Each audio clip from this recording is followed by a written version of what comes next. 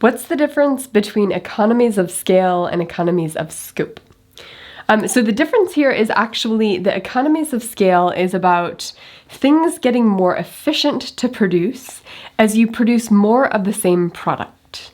Whereas economies of scope is about things getting more efficient to produce if you produce more different types of products, like more lines of service or whatnot. It's about expanding the range of things your company produces, whereas this is really, economies of scale is really about expanding the number of products you produce of the same type.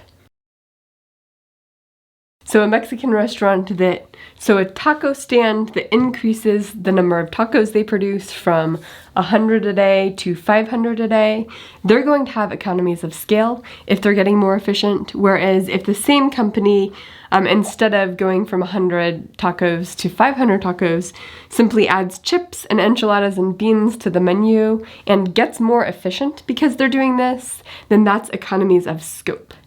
Now, you might imagine all kinds of reasons for this. You can imagine if you're producing, say, shoes, there's going to be waste product from the shoes where if you can use that waste product to produce clothing or to produce some product that's kind of related and might have the same customer base, but it's a different product, and therefore get more efficient and cheaper at producing that, that's economies of scope.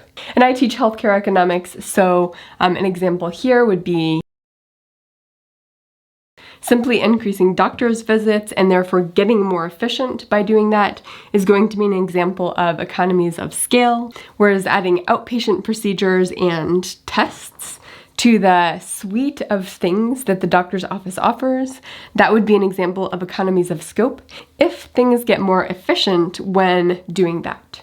So it really is about the lines of business, the lines of services or products that your company produces. And of course, both of these are only true if expanding in this way or this way actually reduces the cost of production or makes things more efficient in some other way. So that's economies of scale versus economies of scope.